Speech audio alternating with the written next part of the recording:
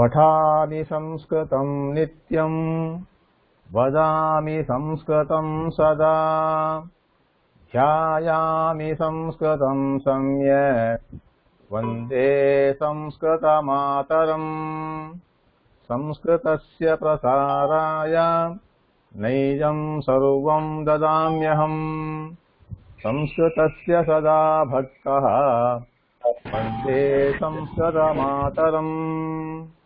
संस्कृतस्य कृते जीवन् संस्कृतस्य कृते यजन् आत्मानमाहुतं मन्ये वन्दे संस्कृतमातरम्। वन्दे संस्कृतमातरम्।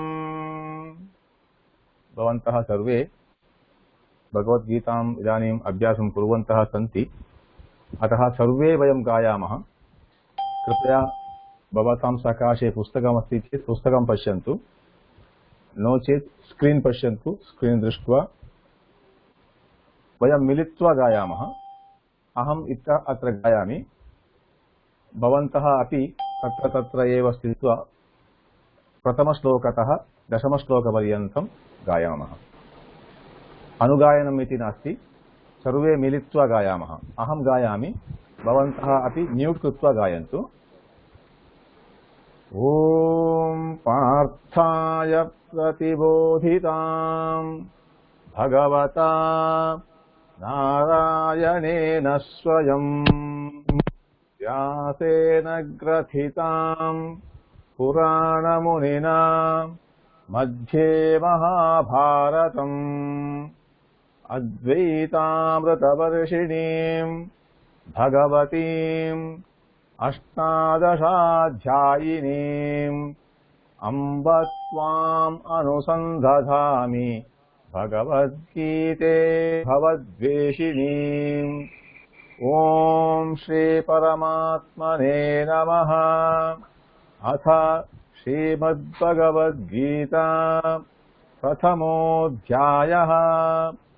धृतराष्ट्र उवाच धर्मक्षेत्रे कुरुक्षेत्रे समवेतायुयुत्सवः मामकाः पाण्डवाश्चैव किमकुर्वत सञ्जय।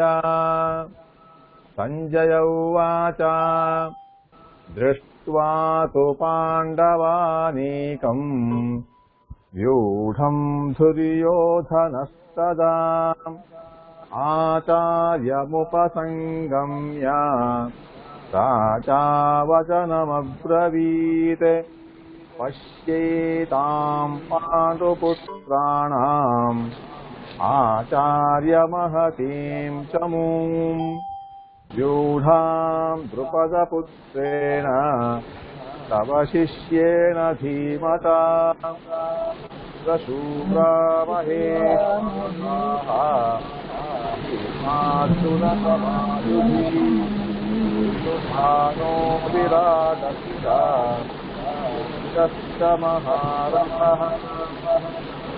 केतुर्वेगितानः नातीतायश्च वीर्यवान् भोजन्ता नरपुङ्गवः।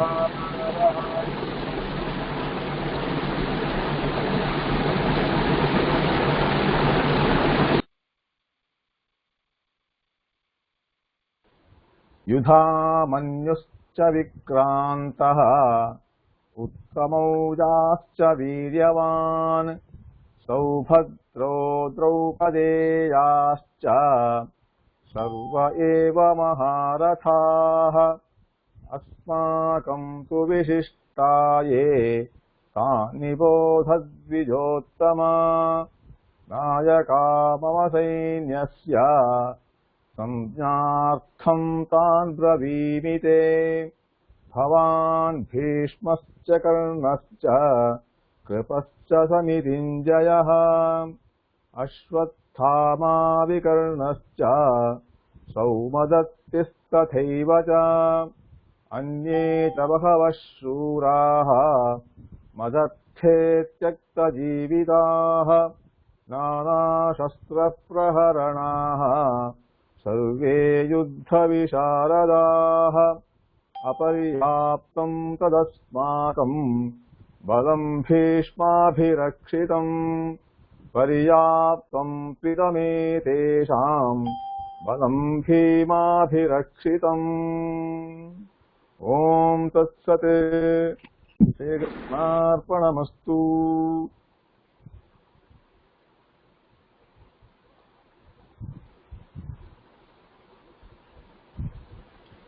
सर्वे पारायणं कृतवन्तः वा?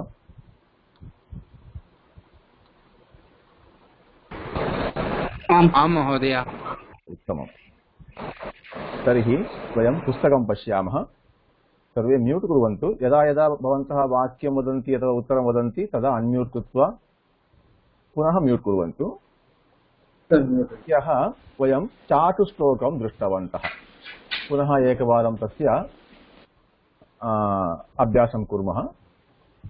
तत्र अस्ति, पश्यन्तु। रामाद्याचय मेदिनीं गणपतेर्बीजं बलालाङ्गलम् प्रेतेषान्महिषं तवास्ति वृषभः फालं त्रिशूलं तव शक्ताहं तव चान्नदानकरणे स्कन्दोऽस्ति गोरक्षणे खिन्नाहं हरभिक्षया कुरु कृषिं गौरीवचः पातु वः।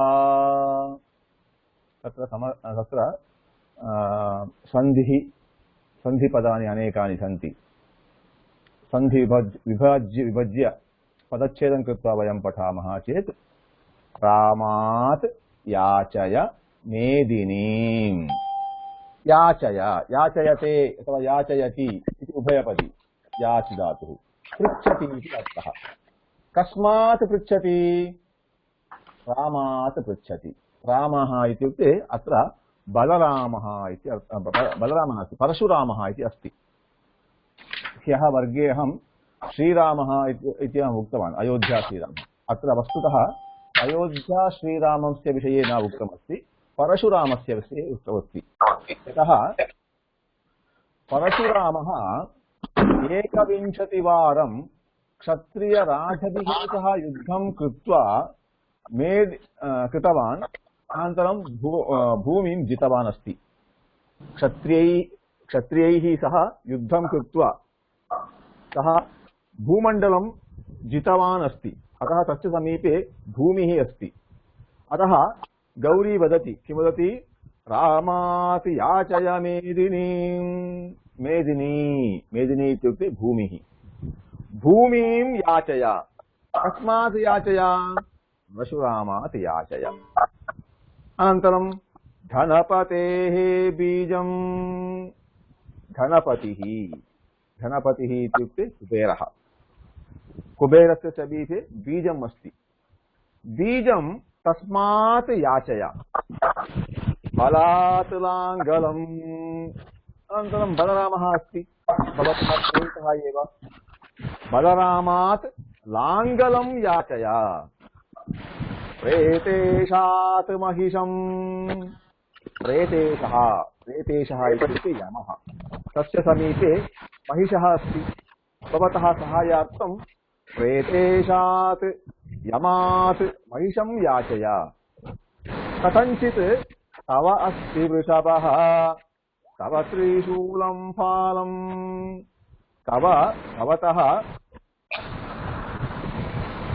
भवतः वृषभः अस्ति, भवतः त्रिशूलम् अस्ति। अतः भवतः वृषभः अस्ति, तस्य महिषः अस्ति, अनन्तरं तव त्रिशूलमपि अस्ति।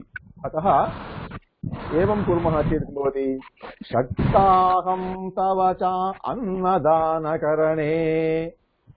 भवतः भोजनार्थम् अथवा भवतां भोजनार्थम् अन्नदानकरणे। कस्य? तव, भवतः अन्नदानकरणे अहं शक्तः अस्मि। स्कन्दः अस्ति गोरक्षणे। स्कन्दः सुब्रह्मण्यः अस्ति, सः गोरक्षणं पालयति, गोरक्षणं करोति। अतः छन्दः अस्ति गोरक्षणे खिन्नाहं परभिक्षया।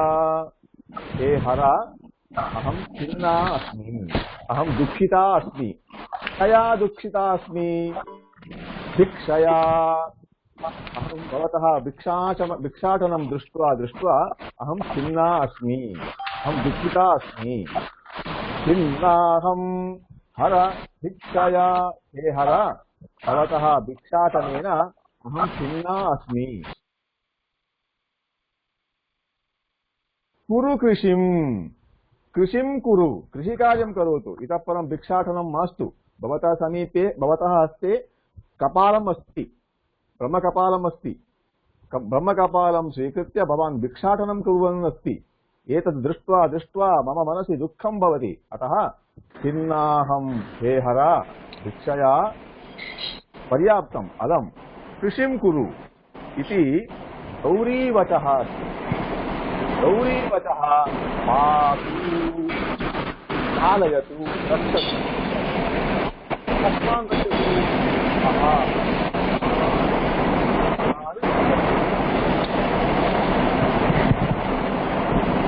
शब्दमध्ये विद्याविभक्तिं पश्यामः चेत् तत्र अस्ति त्वा त्वां वः इति अस्ति विद्याविभक्तिमध्ये।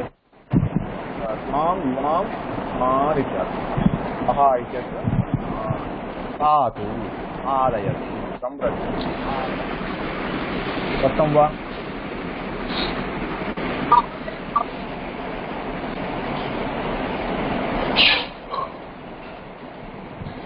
कृपया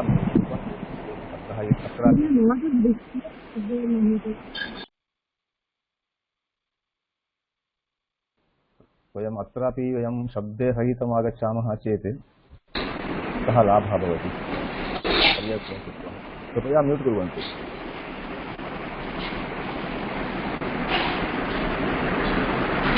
तत्र केचन जनाः, वयं गणे सूचितवन्तः अद्य अत्र एव वर्गः भवति, स्कैप् मध्ये नास्ति। तथापि इदानीमपि तत्र स्कैप् मध्ये जनाः गच्छन्ति। अहं किं करोमि?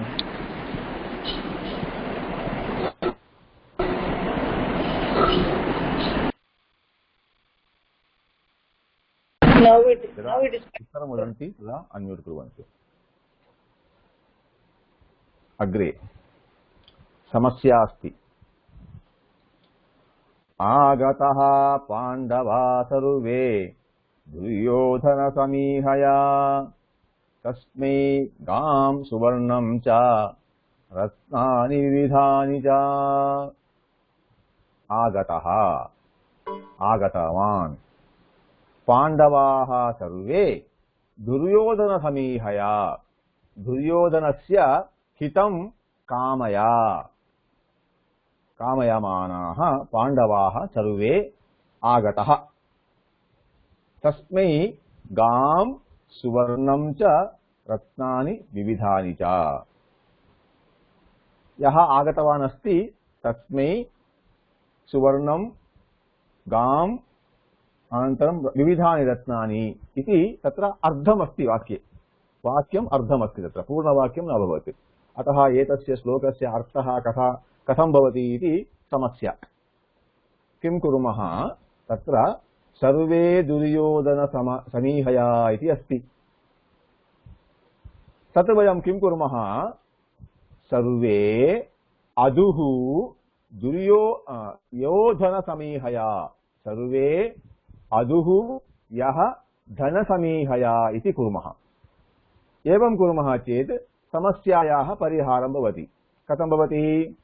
यः, अत्र पश्यन्तु, यः आगतः, यः आगतः कथम् आगतः?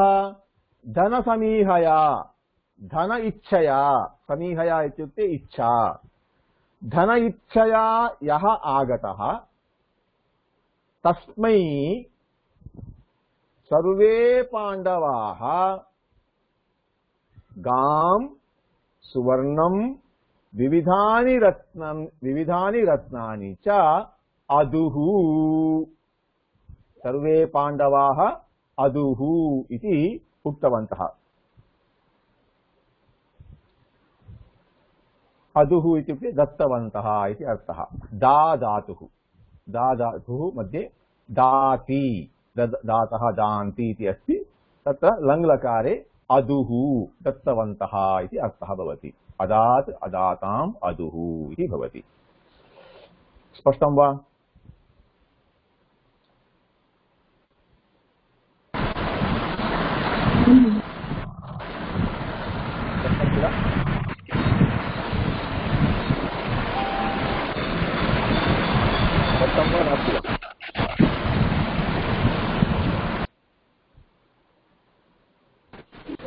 आं महोदय।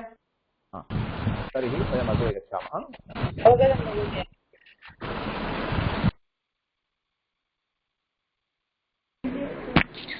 महोदय इतोपि एकवारं वदतु प्लीस्।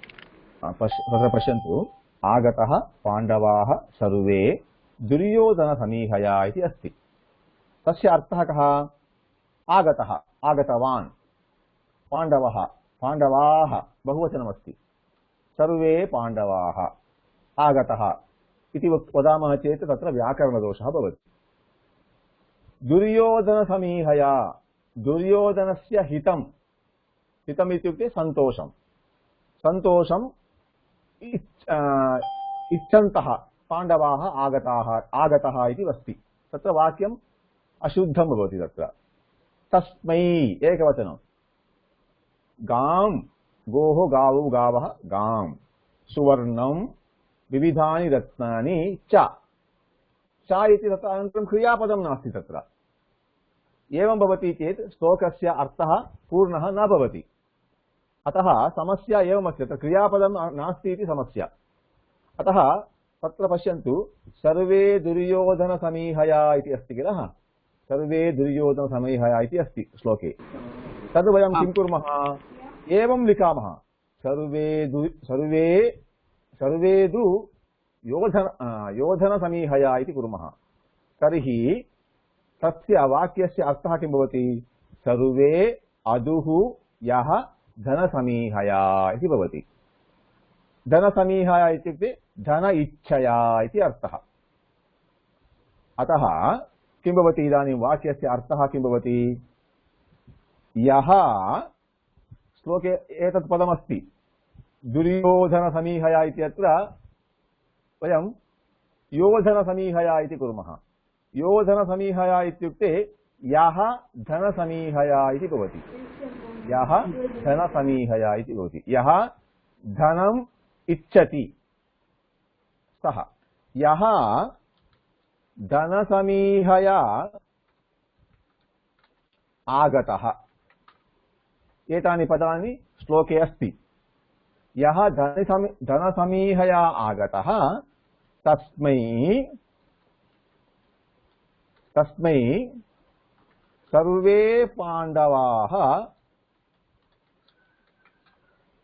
सर्वे पाण्डवाः गां, सुवर्णं विविधानि रत्नानि च अदुः, अदुः इत्युक्ते दत्तवन्तः इति अर्थः। इदानीं वाक्यस्य तत्र श्लोकस्य अर्थः पूर्णः भवति।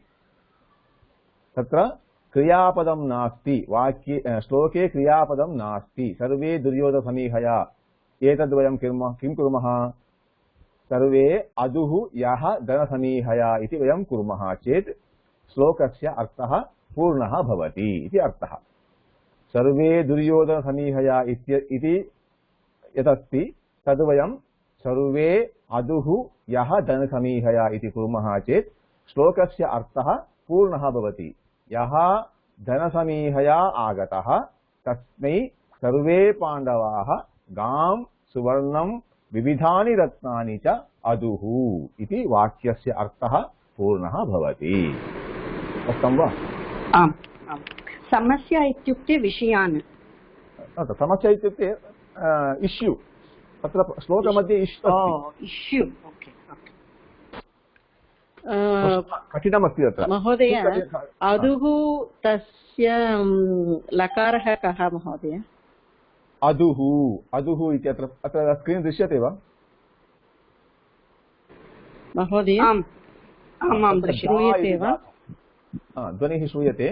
दा इति धातु, अत्र दा इत्यस्य लट्लकारमध्ये दाति, दातः, दान्ति इति अस्ति लट्लकारे। एतस्य लङ्लकारः अस्ति। श्रूयते वा महोदय?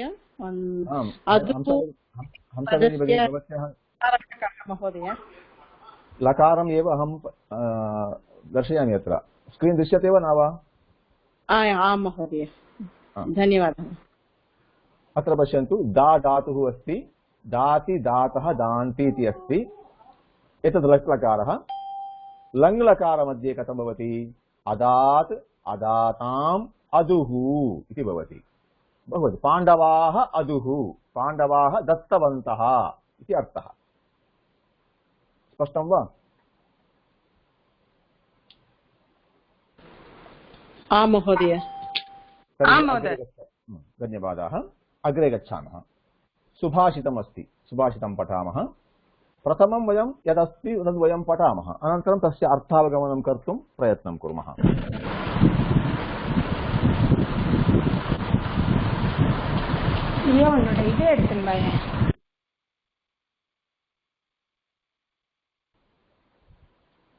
इदानीं पुस्तकं पश्यन्तु।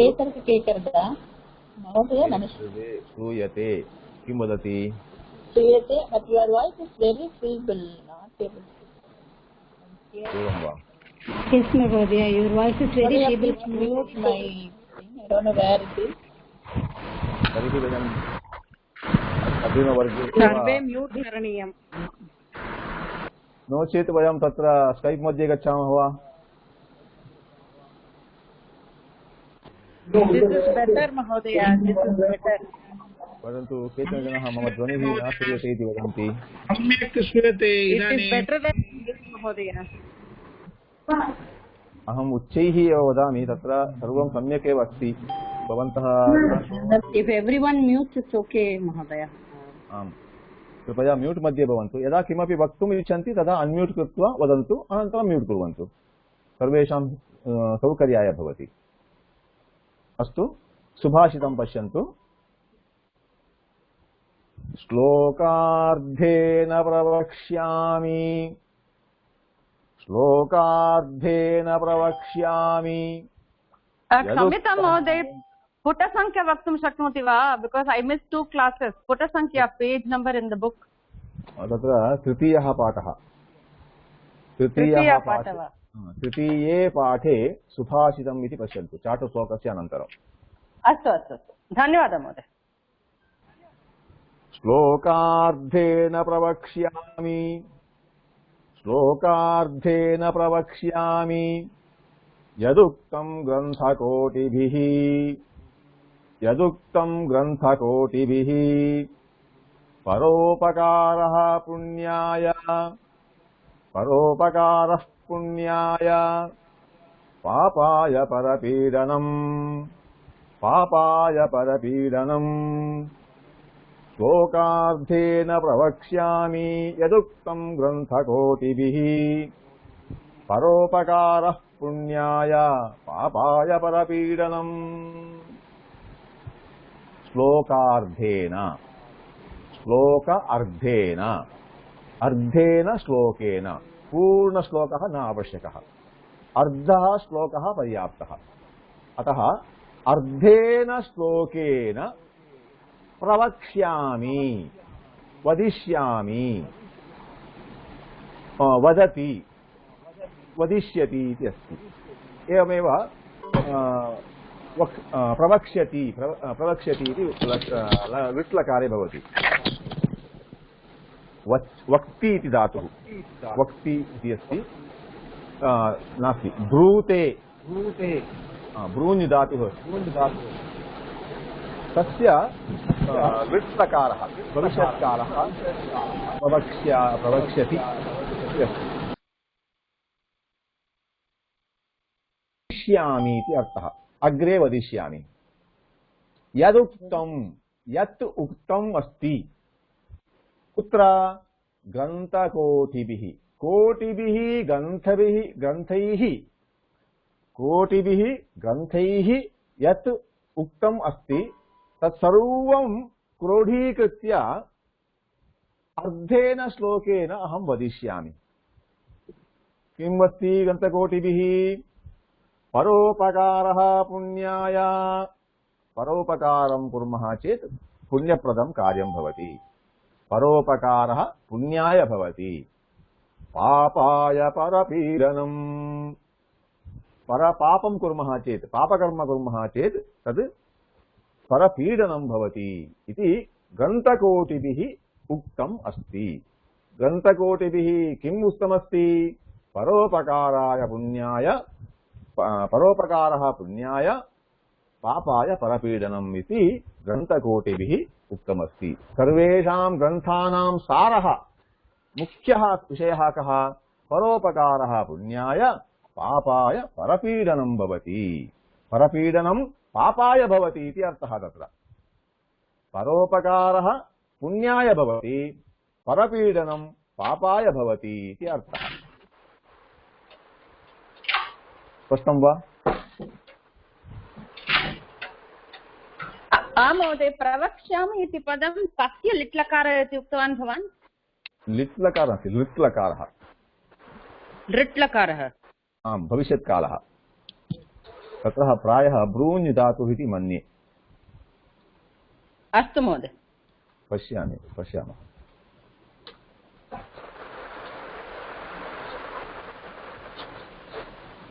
पश्यतु, ब्रूञ् धातुः अस्ति।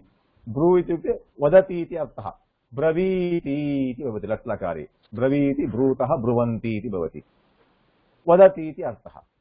अस्य लृट्लकारः, लृट्लकारः वक्ष्यति। वक्ष्यति इत्युक्ते अत्र प्रा उपसर्गः अस्ति, अतः प्रवक्ष्यामि इति भवति। स्पष्टं वा? अस्तु महोदय। अग्रे अग्रिमश्लोकं पश्यामः। जलबिन्दुनिपातेन क्रमशः पूयते घटः, सः हेतुः सर्वविद्यानां धर्मस्य च धनस्य च। जलबिन्दुनिपातेन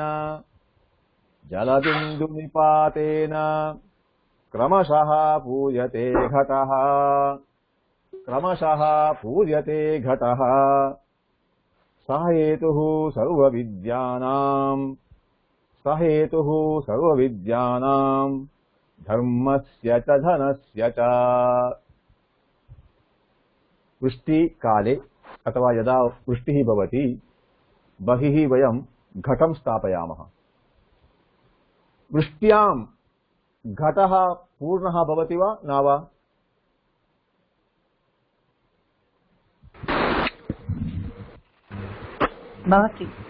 भवति। तदा एकस्मिन् समये एव भवति वा अथवा किञ्चित् किञ्चित् किञ्चित् जलं पूरयित्वा पूर्णः भवति वा?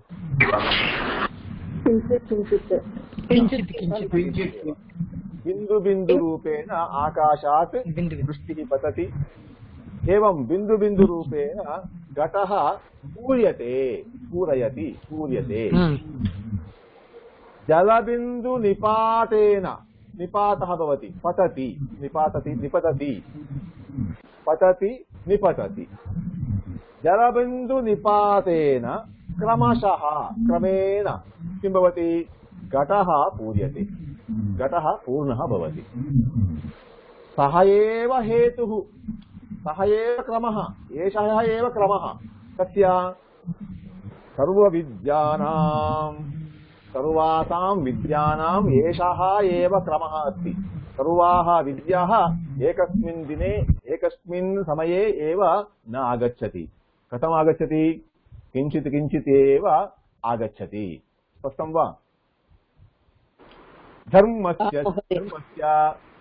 धर्माचरणं वयं सर्वं त्यक्त्वा एकं धर्मम् इति वयं एकस्मिन् समये एव वयं पालयितुं न शक्नुमः।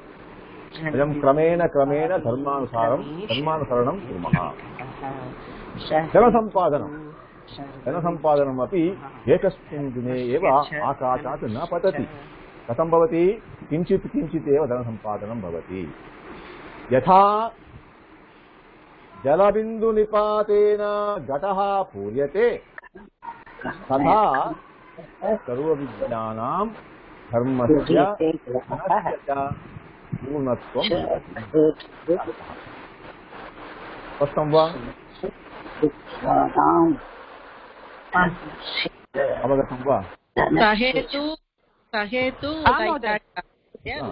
सः हेतुः, सः क्रमः। हेतुः इत्युक्ते कारणम् इति अस्ति, रीतिः इति अस्ति, क्रमः इति अस्ति। अत्र क्रमः इति अर्थः। सः एव क्रमः, तादृशरीत्या इति अर्थः। रीतिः तादृशरीत्या, तादृश्या रीत्या विद्यासम्पादनं भवति, धनसम्पादनं भवति, अनन्तरं धर्मस्य अनुसरणं भवति इति अर्थः। सर्वम् एकस्मिन् समये न भवति, किञ्चित् किञ्चित् एव आगत्य पूर्णः भवति। स्पष्टम्?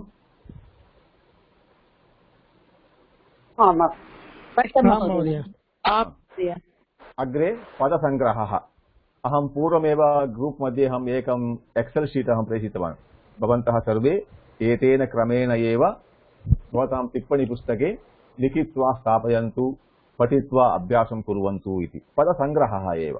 पदस्य रूपाणि वयं जानीमः चेत् पर्याप्तं। तत्र मिल् इति धातुः, मिलति, मिल्यते, मेलिष्यति इति तिङन्तरूपाणि। मिलति लट्लकारः, मिल्यते कर्मणि प्रयोगः, मेलिष्यति लुट्लकारः, तिङन्तरूपाणि। दशलकाराः तिङन्तरूपाणि, तिङन्तः, तिङ् प्रत्ययं योजयामः, लकाररूपाणि प्राप्नुमः।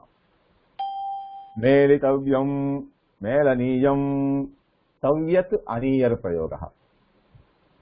मिलितः, मिलिता, मिलितम्, इक्तप्रयोगः। इक्तप्रयोगः इत्युक्ते कर्मणि भूतकालः। मिलितवान्, मिलितवती, मिलितवत्, तवत् भूतकालः। मिलन्, मिलन्ति, मिलत्, शत्रुप्रयोगः। मिलित्वा, सम्मिल्य, स्वान्तं ल्यबन्तम्। मेलितुं, तुमुन्। एवम् एतादृशानि रूपाणि भवन्ति। तत्र पश्यन्तु, मेलितव्यं, मेलनीयं, मिलितः इत्यादयः कृदन्तरूपाणि, कृत् प्रत्ययान्त पदानि भवन्ति। एवम् अर्थः भवति। एवमेव धाव् इति धातुः अस्ति। कथं भवति रूपाणि? धावति, धाव्यते, धाविष्यति। पश्यन्तु वाक्ये कथं भवति?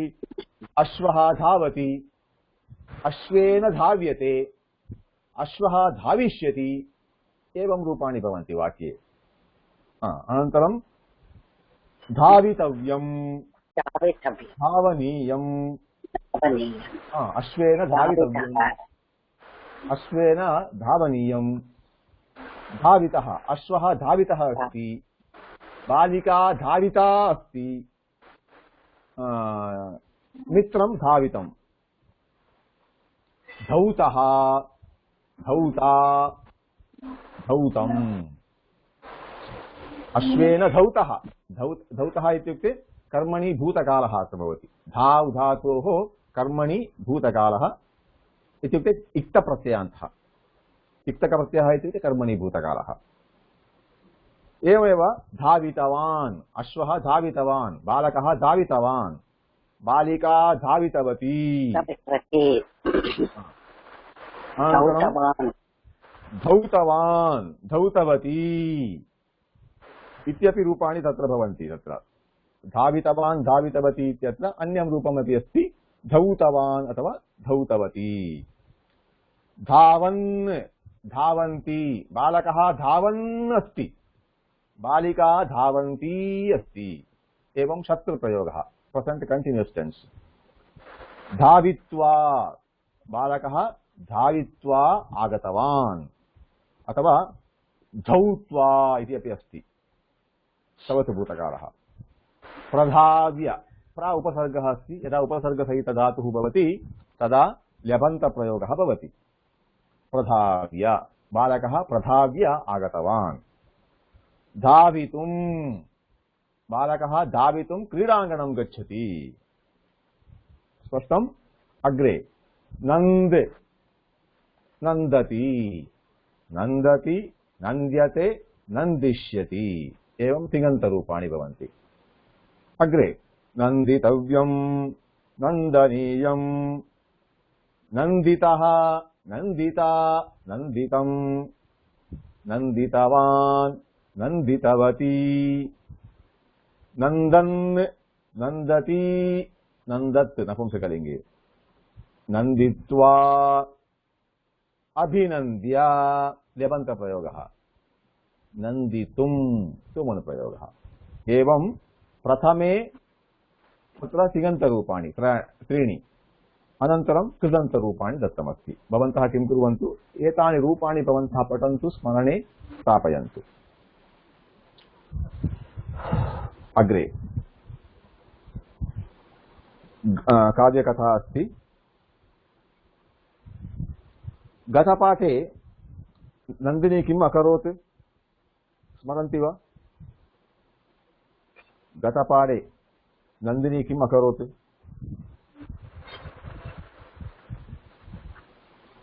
दिलीपः सुदर्शनया सह नन्दिनी एकेन सिंहेन पीडिता एकः सिंहः नन्दिनीं गृहीतवान् उत्तमं तेन पीडिता नन्दिनी क्रन्दिता क्रन्दिता अग्रे सिंहं मारयितुं दिलीपः निशङ्गात् बाणं स्वीकर्तुं हस्तं स्थापितवान् परन्तु हस्तः तत्र एव स्थगितः अभवत् किल तदा सिंहः वदति अहं लम्बोदरः अस्मि भुजकः अस्मि पार्वत्याः नियुक्तः अस्मि अत्र देवदारुवृक्षः अस्ति तस्य पालनं रक्षणं मम कर्तव्यम् अस्ति अत्र ये प्राणिनः आगच्छन्ति मृगाः आगच्छन्ति ते मृगाः मम आहारः भवति इति सः उक्तवान् इदानीं भवतः तु सिंहः पुनः वदति भवतः यौवनमस्ति राज्यमस्ति अल्पस्य कारणात् अल्पस्य हेतु भवान् बहु त्यक्तुं हातुम् इच्छन्ति अतः त्वं विचारमूढः अस्ति किञ्चिदपि विचारं न करोति मूढः अस्ति इति सिंहः वदति इदानीं अग्रे पश्यन्तु सिंहः पुनः अवदत्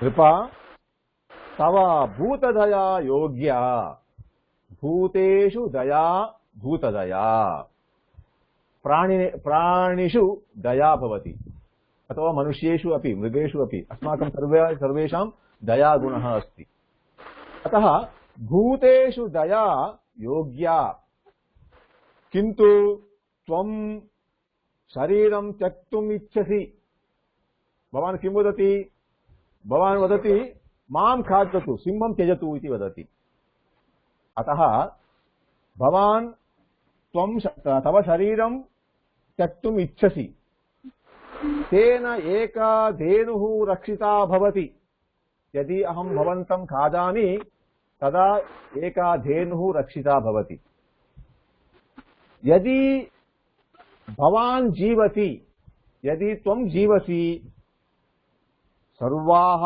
प्रजाः रक्षिताः भवन्ति भवान् तु महाराजः अस्ति यदि भवान् जीवति तदा प्रजाः रक्षिताः भवन्ति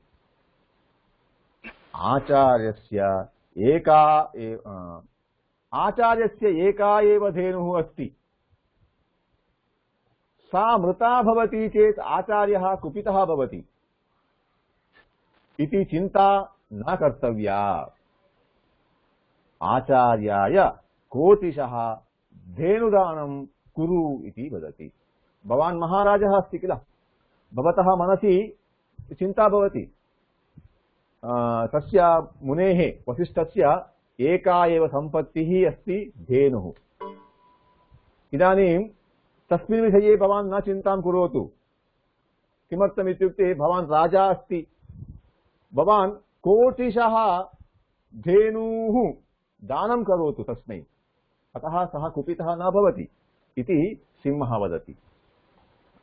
दिलीपः सिंहस्य वाक्यं श्रुत्वा यदि अहं धेनुरक्षणं न करोमि तर्हि मम जीवनम् एव व्यर्थम्। कः वदति? दिलीपः वदति। यदि अहं धेनोः रक्षणं कर्तुं न शक्तः भवामि तर्हि मम जीवनम् एव व्यर्थम्। त्वम् अपि पराधीनः खलु, त्वम् अपि परा अधीनः इत्युक्ते भवान् स्वतन्त्रः नास्ति, भवानपि शिवपूजकः शिवभक्तः अस्ति, पार्वत्या नियुक्तः अस्ति, परे अधीनः, अन्यस्मिन् अधीनः अस्ति, you are surrendered to somebody else, पराधीनः अस्ति। त्वं वृक्षस्य रक्षणं करोषि, त्वं वृक्षस्य रक्षणं करोषि। यदि वृक्षः नष्टः भवति तर्हि ईश्वरं कथं पश्यसि? यदि वृक्षस्य नाशः भवति तर्हि भवान् कथं ईश्वरं पश्यसि? अतः अहं मम शरीरं ददामि। अतः इदानीं भवतः कार्यमस्ति, वृक्षस्य संरक्षणं भवतः कार्यमस्ति, भवतः आहारः आवश्यकः अस्ति, भवान् पराधीनः अस्ति, वृक्षस्य रक्षणं कर्तव्यम् अस्ति। भवतः जीवनार्थं, भवतः बुभुक्षा निवारणार्थम् अहं मम शरीरं दास्यामि इति दिलीपः वदति। अतः आचार्यस्य धेनुं त्यज, धेनुं न खादतु, मम शरीरं खादतु, धेनुं त्यजतु इति अकथयत्, उक्तवान्, राजा उक्तवान्। सिंहः नृपस्य प्रार्थनाम् अङ्गीकृतवान्। नृपः मुखम् अधोभागे अकरोत्। सिंहः अस्तु, राजा किं वदति? राजा वदति मम शरीरं खादतु, धेनुं त्यजतु इति वदति। तदा सिंहः राज्ञः वचनम् अङ्गीकृतवान्, नृपस्य प्रार्थनाम् अङ्गीकृतवान्। अङ्गीकरोति इत्युक्ते कः अर्थः? सिंहः नृपस्य प्रार्थनाम् अङ्गीकृतवान्। नृपः मुखम् अधोभागे अकरोत्। यदा सरेण्डर् कुर्मः, समर्पणं कुर्मः, इदानीं राजा दिलीपः तस्य शरीरं समर्पयति। यदा समर्पणं कुर्मः, वयं कथं समर्पणं कुर्मः? साक्षात् स्थित्वा वयं समर्पणं कुर्मः वा अथवा नत्वा वा? शिरम् अधोभागे स्थापयित्वा वा? शिरम् अधः। शिरं वयम् अधः कृत्वा प्रार्थनां कुर्मः, निवेदनां कुर्मः, शरणागतिं प्राप्नुमः। एवं राजा शरणागतः सः अधोभागे मुखं स्थापयित्वा स्थितवान्। प्राणान् त्यक्तुं सिद्धः अभवत्। राजा दिलीपः तस्य शरीरं दातुं, तस्य प्राणान् त्यक्तुं सिद्धः अभवत्। तत्क्षणे पुष्पवृष्टिः अभवत्। तस्मिन्नेव क्षणे आकाशात् पुष्पवृष्टिः भवति। पुष्पाणां वृष्टिः, पुष्पवृष्टिः। वत्स उत्तिष्ठ इति ध्वनिः श्रुता। राजा किं करोति? तस्य शरीरं समर्पयितुं सः मुखम् अधोभागे स्थापयित्वा तिष्ठति। तस्मिन्नेव क्षणे आकाशात् पुष्पवृष्टिः आगच्छति। वत्स उत्तिष्ठ इति ध्वनिः आगच्छति। वत्स इत्युक्ते पुत्र, हे पुत्र उत्तिष्ठ, त्वम् उत्तिष्ठ इति ध्वनिः आकाशात् आगच्छति। दिलीपः पश्यति, दिलीपः अपश्यत्। सिंहः नास्ति, केवलं नन्दिनी अस्ति। तस्य पुरतः यदा ध्वनिः आगता सः मुखम् उद्धृत्य पश्यति, पुरतः पश्यति। सिंहः नास्ति, नन्दिनी अस्ति। नन्दिनी नृपं दृष्ट्वा मया तव परीक्षा कृता। नन्दिनी वदति आदानं दृष्ट्वा नन्दिनी वदति मया तव परीक्षा कृता सर्वं मम माया तव सेवया अहं प्रसन्ना अस्मि भवान् सेवां कृतवान् भवतः सेवया अहं सन्तुष्टा अस्मि प्रसन्ना अस्मि वरं ददामि पृच्छ भवतः सेवया अहं सन्तुष्टा अस्मि अतः वरं पृच्छतु दास्यामि इति का वदति नन्दिनी वदति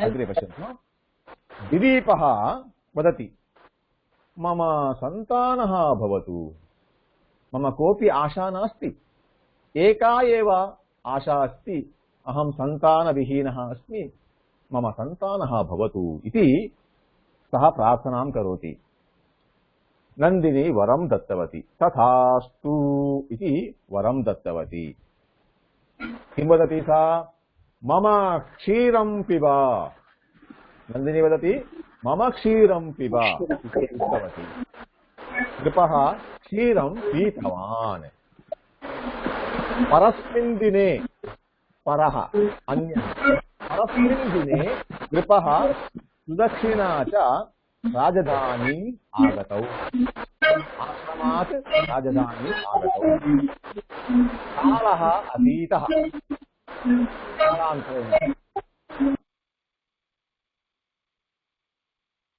सुदक्षिणा गर्भवती अभवत् शुभे मुहूर्ते पुत्रं प्रसूतवती नृपः पुत्रस्य रघुः इति नामधेयं कृतवान् स्पष्टं वा कथा अवगता वा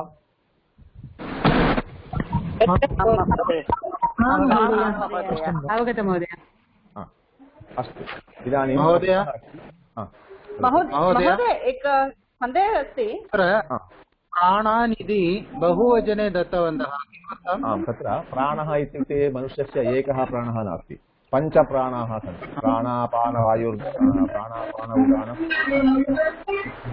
पञ्चप्राणाः अस्तु अस्तु प्राणान् भगिनी हेमकृष्ण भगिनी Same question. प्राणापान उदान समान इति पञ्चप्राणः अस्तु महोदय धन्यवादः इदानीं प्रश्नाः सन्ति तत्र दिलीपः कं वरं पृष्टवान् दिलीपः कं वरं पृष्टवान् नन्दिनीं वरं पृष्टवान् मम सन्तानः कां वरम् इति नास्ति तत्र कां पृष्टवान् इति नास्ति कं वरं मम सन्तानः भवतु इति वरं पृष्टवान् आचार्यस्य कति धेनवः सन्ति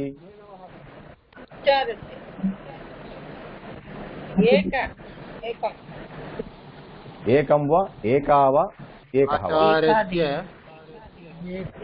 एका धेनुः एका धेनुः आचार्यस्य एका एव धेनुः अस्ति आचार्यस्य एका एव धेनुः अस्ति ஒரே ஒரு ஆமா कृपया तमिल विस्मरन्तु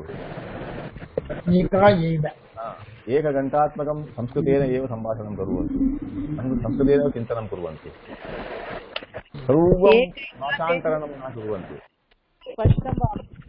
अग्रे नृपः यदि जीवति तर्हि काः रक्षिताः भवन्ति यदि नृपः सर्वाः प्रजाः रक्षिताः भवन्ति प्रजा इति स्त्रीलिङ्गशब्दः प्रजा इति स्त्रीलिङ्गशब्दः अतः सर्वाः प्रजाः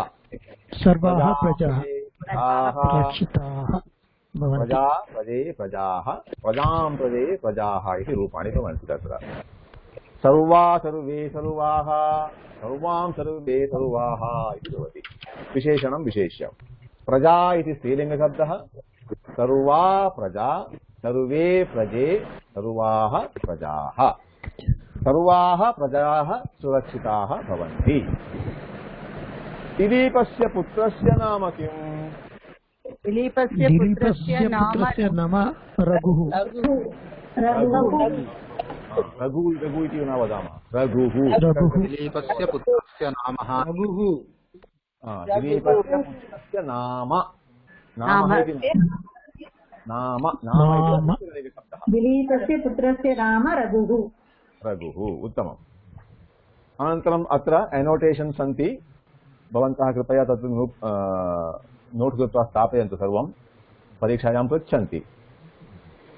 तव भूतदया योग्या, अनन्तरं आचार्यस्य एका एव धेनुः अस्ति, अनन्तरं त्वम् अपि पराधीनः खलु इति अस्ति। एवं मम क्षीरं पिब, एतानि वाक्यानि बहु मुख्यानि वाक्यानि। भवन्तः पुनः कथाम् एकवारं पठन्तु, अनन्तरं ससन्दर्भं लिखन्तु। कथायाः सारांशः लेखनीयः भवति। 1 2 3 4 इति क्रमसङ्ख्यां लिखित्वा न लिखन्तु, तत्र सन्दर्भसहितं लिखन्तु। कथायाः सारांशः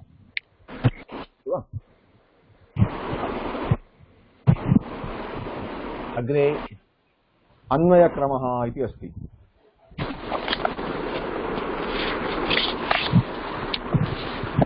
पश्यामः वा?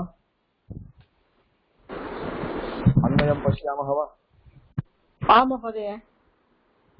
आम् महोदय। श्लोकः अस्ति। प्रथमं कार्यं श्लोकस्य पठनम्, अनन्तरं श्लोकस्य अवगमनं, तदनन्तरम् एव अन्वय। स सत्यवचनाद्राजा,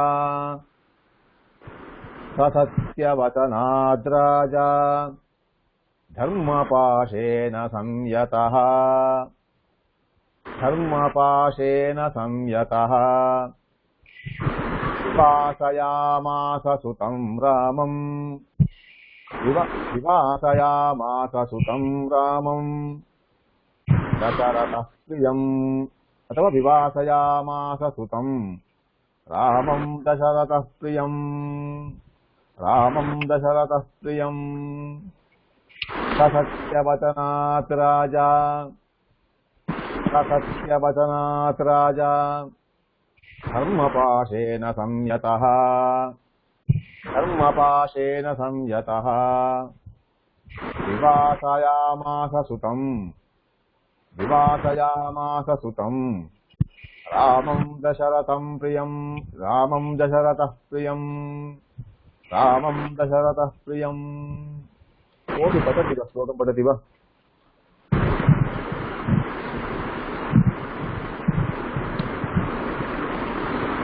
श्लोकं पठति वा? अहं पठामि महोदय। पठतु। सत्यवचनात् राजा, सत्यवचनात् राजा धर्मपाशेन संयतः विवासयामास सुतं रामं दशरथप्रियम्। उत्तमम्, उत्तमम्। इदानीं पदच्छेदं कृत्वा वयम् अर्थं ज्ञातुं प्रयत्नं कुर्मः। सः सत्यवचनात् राजा, पश्यन्तु तत्र सन्धिकार्यं भवति इति कारणेन सः इत्यत्र सा इति आगतम्। केन कीदृशा सन्धिः इति वयम् अग्रिमवर्षे पश्यामः। इदानीं तत्र सन्धिः अस्ति कारणेन सः इत्यत्र सा इति लिखितमस्ति। सा इत्युक्ते सः इति अर्थः। तत्र सः सत्यवचनात्, सत्यवचनात् राजा, सः राजा सत्यवचनात् इति अर्थः। स सत्यवचनात् राजा, सः सत्यवचनात् राजा। कः अर्थः भवति? सः राजा सत्यवचनात् धर्मपाशेन संयतः, धर्मस्य पाशा, धर्मपाशः, पाशः, धर्मस्य पाशः, धर्मपाशः। धर्मपाशेन संयतः संयतः युक्तः मिलित्वा अस्ति धर्मपाशः तेन सह अस्ति धर्मपाशेन बन्धितः अस्ति सः कः राजा विवासयामास त्यक्तुम् अथवा प्रेषयितुम् आरब्धवान् Shamita Mode, Usha ma'am, kindly mute yourself. Usha ma'am, kindly mute yourself. Sound is coming at the back end. आम् धन्यवादः भगिनी विवासयामास विवासयामास इत्युक्ते गृहात् बहिः प्रेषयति अत्र वयं साक्षात् अर्थं स्वीकुर्मः वनवासार्थं प्रेषयति वासं करोति वसति विवसति विवसति इत्युक्ते वासं न करोति गृहात् बहिः वासं करोति अर्थः वसति इत्युक्ते गृहे वसति विवसति इत्युक्ते गृहे न वसति इत्युक्ते बहिः वसति इति अर्थः विवासयामास विवासयामास प्रेषयति इति अर्थः गृहात् प्रेषयति कुत्र प्रेषयति परण्यं प्रति प्रेषयति कं प्रेषयति विवासयामास सुतं सुतः अस्ति सुतं प्रेषयति सुतः कः रामः रामं सुतं सुतं रामं विवासयामास सुतं रामं प्रेषयामास कः दशरथः दशरथः प्रियं रामं प्रियं प्रियः रामः अस्ति प्रियं रामं दशरथः विवासयामास इति अर्थः अत्र क्रियापदमस्ति विवासयामास प्रेषितवान् इति अर्थः पूर्ण शब्द पूर्ण विवासयामास is the एकः शब्दः अथवा एकं पदं विवासयामास इति वसति इति वसुधातुः वि उपसर्गः विवसति तत्र निच् अस्ति तत्सर्वं व्याकरणकार्यं तत्र विवासयामास इत्युक्ते प्रेषितवान् इति लिट् लकारः लिट् लकारः इत्युक्ते परोक्षभूतकालः वयं लट् लकारं पठितवन्तः लङ् लकारं पठितवन्तः इतोपि लकाराः सन्ति लिट् लकारः इति लिट् लकारः इत्युक्ते भूतकालः भूतकालं सूचयति अत्र वयं तवतु भूतकालम् उपयोगं कुर्मः अस्माकं वाक्ये तवतु भूतकालम् उपयोगं कुर्मः अथवा लङ् लकारम् उपयोगं कुर्मः चिन्ता नास्ति तत्र विवासयामास इत्युक्ते प्रेषितवान् इति अर्थः भवति इदानीं पश्यतु क्रियापदं किम् अत्र कोऽपि एकः आगच्छतु अन्ये जनाः शृण्वन्तु कोऽपि एकः आगच्छतु कृपया अहं प्रश्नं पृच्छामि भवन्तः उत्तरं वदन्तु एकः पर्याप्तम् अन्ये जनाः शृण्वन्तु सम्यक् वयम् अभ्यासं कुर्मः सः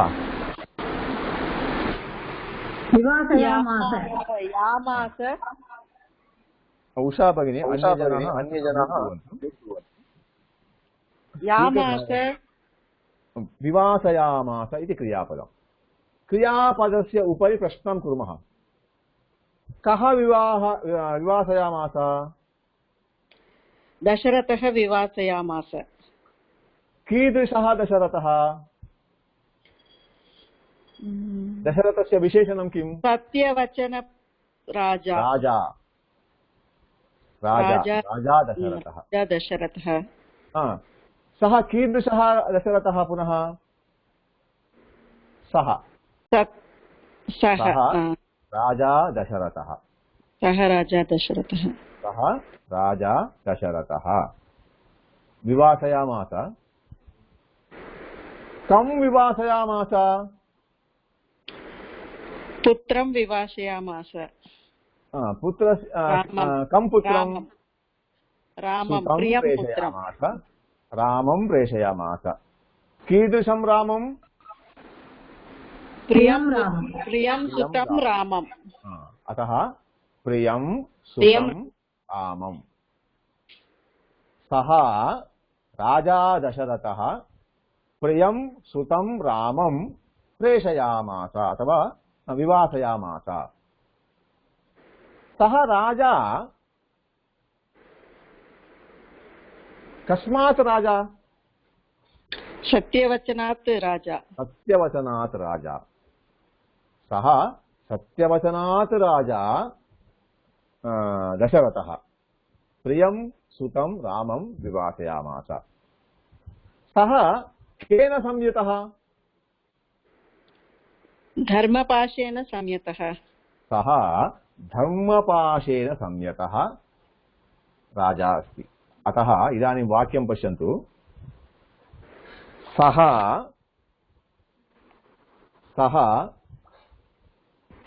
सत्यवचनात् राजा धर्मपाशेन संयतः अथवा पूर्णवाक्यमहं वदामि इदानीं। धर्मपाशेन संयतः सत्यवचनात् राजा सः दशरथः प्रियं सुतं रामं विवासयामास। वाक्यं पुनः पश्यन्तु। तत्र धर्मपाशेन संयतः अथवा सत्यवचनात् धर्मपाशेन संयतः, सत्यवचनात् धर्मपाशेन संयतः सः राजा दशरथः।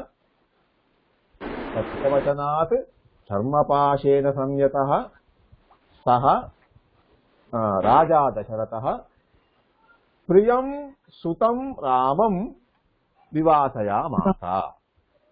स्पष्टं वा? आम् महोदय। अन्वयवाक्यं भवन्तः कोऽपि वदति वा? अन्वयवाक्यं वाक्यं कथं भवति? अहं वदामि। तस्य वचनात् धर्मपाशेन संयतः सः राजा दशरथः प्रियं सुतं रामं विवासयामास। विवासयामास। अस्तु, उत्तमम्। एवं परीक्षायाम् एवं वाक्यं लिखामः चेत् पर्याप्तम्। अस्तु वा? अग्रे अस्ति द्वितीयं श्लोकम्।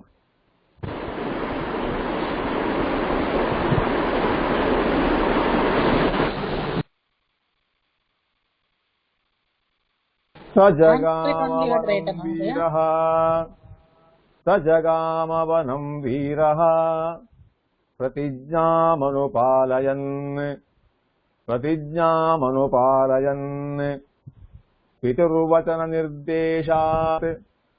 पितुर्वचननिर्देशात् कैकेय्याः प्रियकारणात् स जगामवनं वीरः प्रतिज्ञामनुपालयन् पितुर्वचननिर्देशात् कैकेय्याः प्रियकारणात् स जगामवनं वीरः प्रतिज्ञामनुपालयन् पितुर्वचननिर्देशात् कैकेय्याः प्रियकारणात् स जगाम। सः जगाम। जगाम इति लिट् लकारः। गच्छति गम् धातोः लिट् लकारः। लिट् लकारः इत्युक्ते भूतकालः। गतवान् इति अर्थः। जगाम गम् धातोः लिट्। लिट् इत्युक्ते परोक्षभूतकालः। सर्वदा यत्र कुत्रापि लिट् लकारः इत्युक्ते परोक्षभूतकालः। प्रत्यक्षं नास्ति, मम पुरतः नास्ति। एतत् कार्यं भवति मम पुरतः, मम दृष्टौ नास्ति, मम ज्ञानेन विना तत् अभवत्। तत् सर्वं परोक्षभूतकालः। प्रत्यक्षं न अभवत् इति अर्थः। इदानीं रामः गच्छति, भवतां पुरतः गच्छति वा? रामः गच्छति, भवन्तः पश्यन्ति वा? न। अतः तद् परोक्षभूतकालः भवति। स जगाम, सः गतवान्। कः कुत्र गतवान्? वनं गतवान्। स जगाम वनं। सः कः? सः वीरः। सः वीरः वनं जगाम।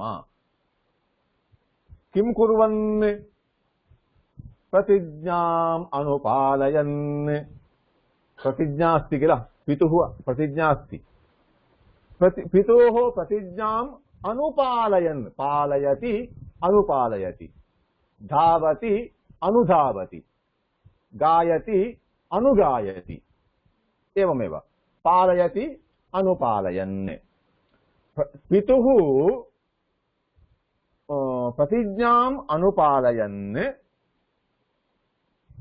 पितुर्वचननिर्देशात् पितुः वचनं पितुर्वचनं पितुर्वचनस्य निर्देशः पितुर्वचननिर्देशः तस्मात् पितुर्वचननिर्देशात् पितुः वचनं किमस्ति वनवासः भवतु इति एवं पितुर्वचननिर्देशात् निर्देशं करोति पितुः निर्देशं करोति सः शृणोति वा न शृणोति वा इति अन्यः विषयः वरं ददाति किल तदेव वरमेव वचनं भवति इदानीं पितुर्वचननिर्देशात् डायरेक्शन एस् डायरेक्टेड बाय पितुः वचनम् अनन्तरं कैकेय्याः प्रीतिकारणात् कैकेय्याः प्रियकारणात् कैकेय्याः विषये रामस्य मनसि बहु प्रीतिः अस्ति अतः कैकेय्याः प्रीतिकारणात् प्रियकारणात् पितुर्वचननिर्देशात् प्रतिज्ञाम् अनुपालयन् सः वीरः वनं जगाम सः वीरः पितुः वचननिर्देशात् सः वीरः पितुः वचननिर्देशात् कैकेय्याः प्रीतिकारणात् अथवा कैकेय्याः प्रियकारणात् च प्रतिज्ञाम् अनुपालयन् वनं जगाम पुनः वदामि सः वीरः पितुः वचननिर्देशात् कैकेय्याः प्रियकारणात् प्रतिज्ञाम् अनुपालयन् वनं जगाम क्रियापदं किमस्ति अत्र जगाम जगाम जगाम जगाम कः जगाम वनं जगाम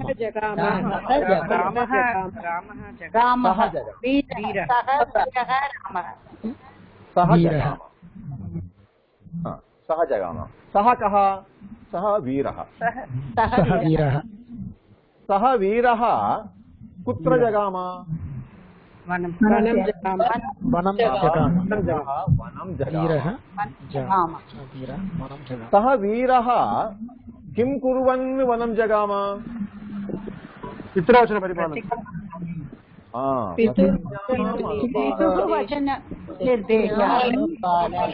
पितुः वचननिर्देशात् किं कुर्वन् प्रतिज्ञाम् अनुपालयन् सः वीरः प्रतिज्ञाम् अनुपालयन् वनं जगाम सः केन कारणेन कस्मात् कारणात् सः वनं जगाम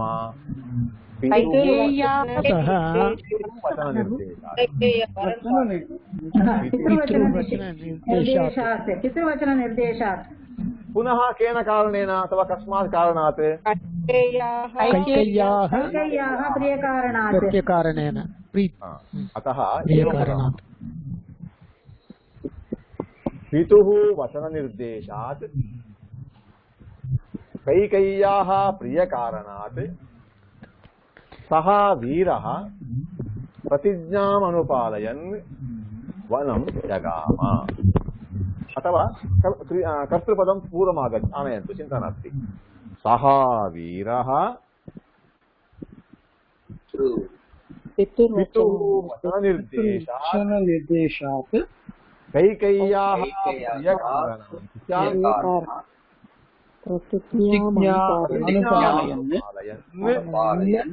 वनं जगाम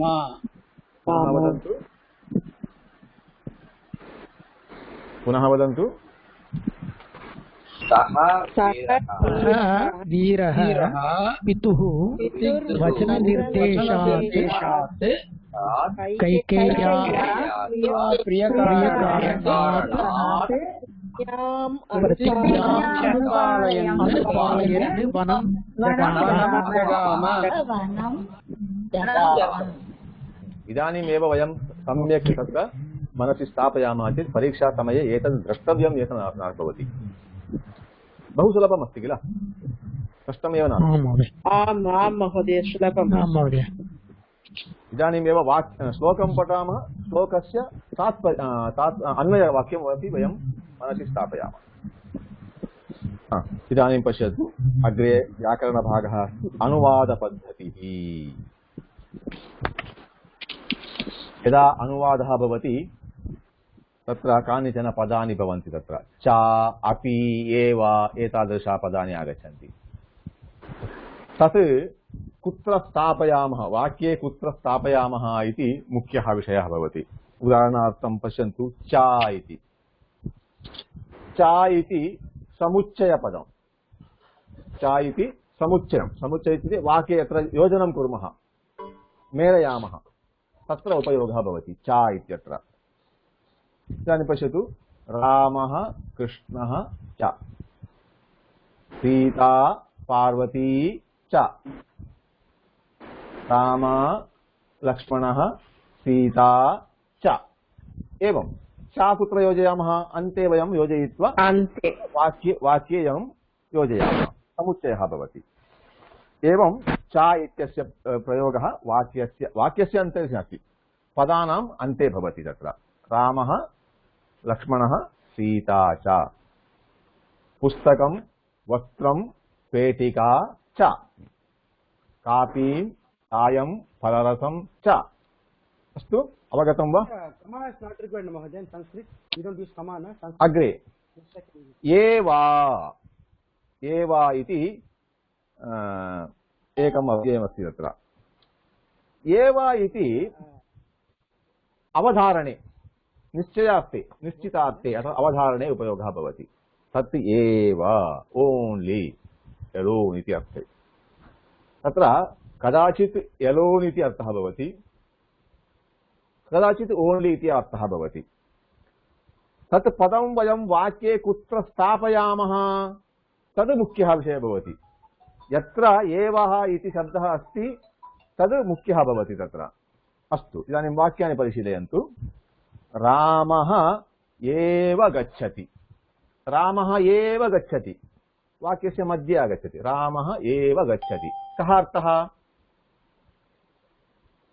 रामः एव गच्छति,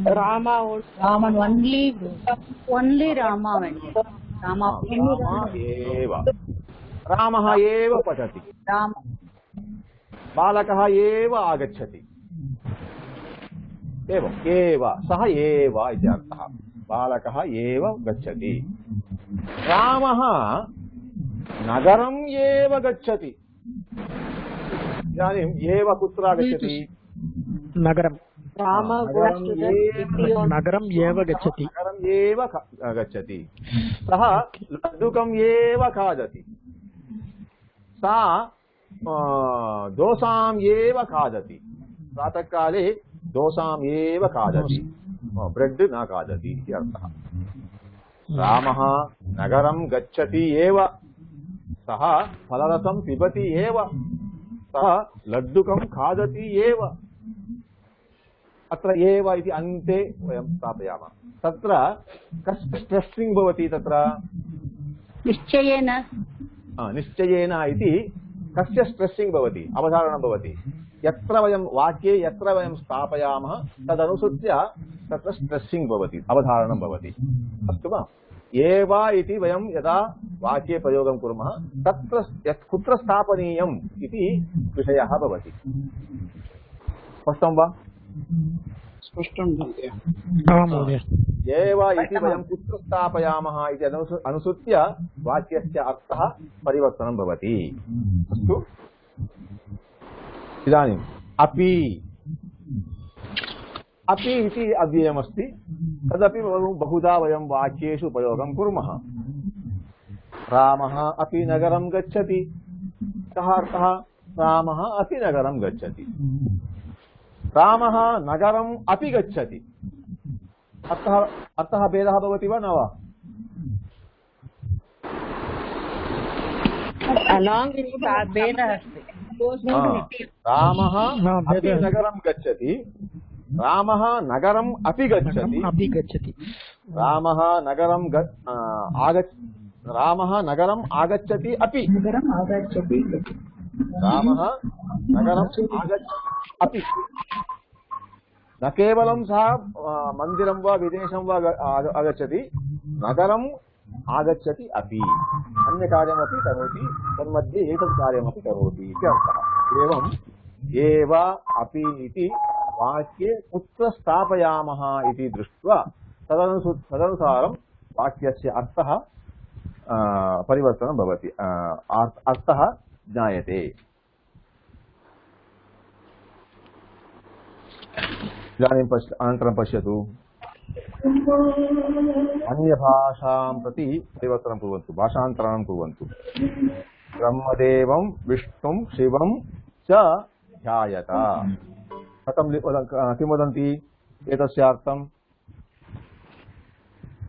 ब्रह्मदेवं विष्णुं and शिवं, ब्रह्मदेव शिव विष्णुः and शिवः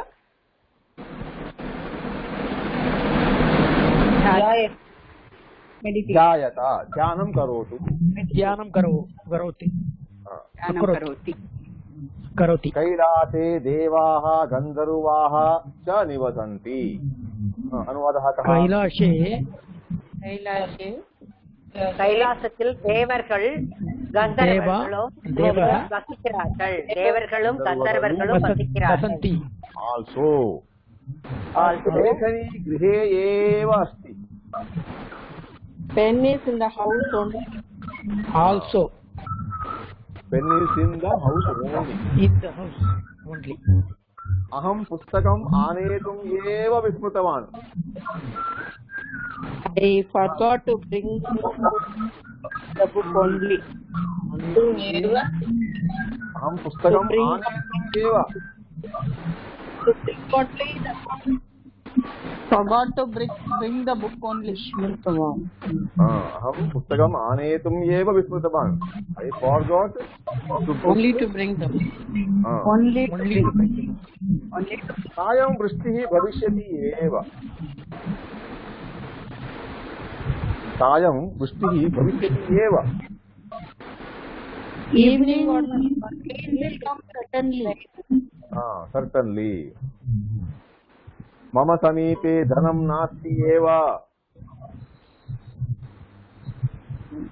I don't have money. என்னிடம் சிறிதும் செல்வம் இல்லை. मम समीपे धनं नास्ति एव। என்னிடம் சிறிதும் செல்வம் இல்லை. Not indeed. वृक्षे पर्णानि। महोदय सकाशे इत्युक्ते कः? सकाशे समीपे। समीपे। आम्। वृक्षे पर्णानि एव न सन्ति। There are no leaves in the tree. மரத்தில் இலைகள் சிறிதும் இல்லை. மரத்தில் இலைகள் சிறிதும் இல்லை. त्वया सह अहम् अपि आगच्छामि। I will come along with you. I will also come with you. I will also come with you. உன்னுடன் நானும் வருவேன். त्वया सह अहम् अपि நானும் வருவேன். நானும் கூட உன்னிடம் வருவேன். நானும் கூட உன்னிடம் வருவேன். I too நானும் கூட உன்னிடம் வருவேன். सः कदाचित् आगच्छति अपि। सः कदाचित् आगच्छति अपि। He sometimes he would have வருகிறான். He will come also. he will also come sometimes. Always सः அவன் எப்பொழுதும் அவனுடன் வருவான். sometimes comes also. எப்பொழுதாவது தான் வருகிறான்.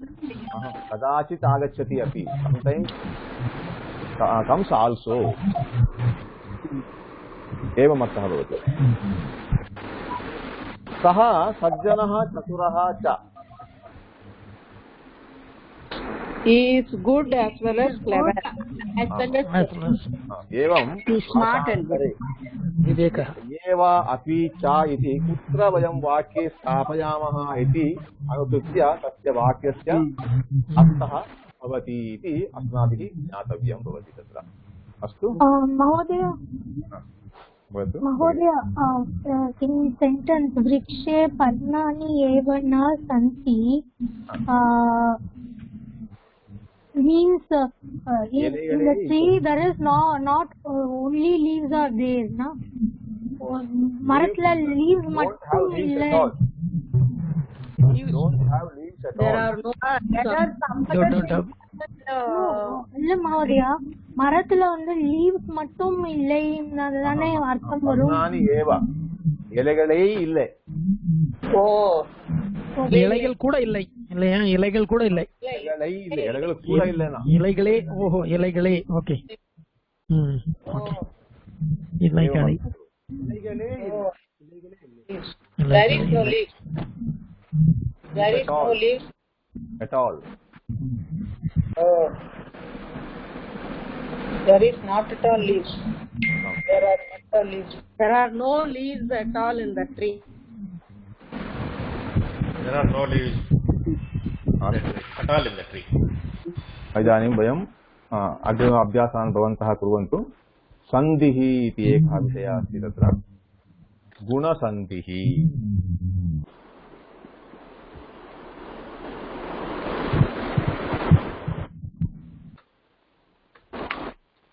சம்ஸ்கிருதத்தில் மொழிபெயர்க்கிற அந்த சாப்டர் வேண்டாமா? भवन्तः कुर्वन्तु. अभ्यासं कुर्वन्तु. भवन्तः कृत्वा अभ्यासं प्रेषयन्तु. अहम् अत्र गणे पश्यामि. अनन्तरं सावधानेन विचिन्त्य अभ्यासं कुर्वन्तु. इदानीं पश्यतु. गुणसन्धिः. गुणसन्धिः इत्युक्ते एकं सूत्रमस्ति तत्र. सूत्रं परीक्षादृष्ट्या न आवश्यकम्. अस्माकं मनसि वयम् अवगच्छामः चेत् पर्याप्तम्.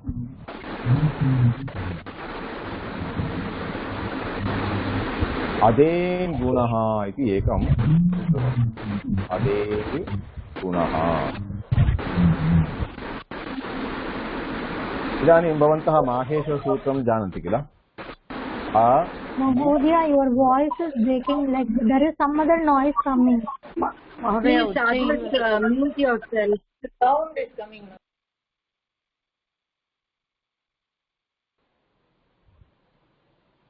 माहेश्वरसूत्रम् इति भवन्तः पठितवन्तः. तत्र आयि उन् ऋक् ए ओङ् ऐ औच् इति भवन्तः पठितवन्तः. आयि उन् ऋक् ए ओङ् ऐ औच् इति. इदानीं पश्यतु. अण् इत्युक्ते कः अर्थः? अण् इत्युक्ते आयिवु. अक् इत्युक्ते कः अर्थः? आयिवुर्. भवन्तः जानन्ति एव. एङ् इत्युक्ते एवो. एच् इत्युक्ते एवो ऐ औ एच्. अच् इत्युक्ते आयिवुर् एवो ऐ औ. एवं भवति. इदानीम् अहम् एकं लिखामि तत्र. अदेङ् गुणः.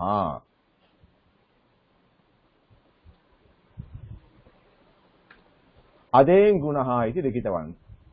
इत्युक्ते कः अर्थः? अत् एङ् गुणः भवति. अत् एङ् गुणः भवति. अत् इत्युक्ते अकारः. अत् इत्युक्ते अकारः इति अर्थः. व्याकरणे अत् इति वदामः चेत् अकारः. एङ् इत्युक्ते अत्र एङ् पश्यतु. एङ् इत्युक्ते के वर्णाः आगच्छन्ति तत्र? एङ् इत्युक्ते एतत् किं भवति एते गुणवर्णाः भवन्ति गुणवर्णाः गुणः इत्युक्ते गुण इति तस्य नाम गुणवर्णः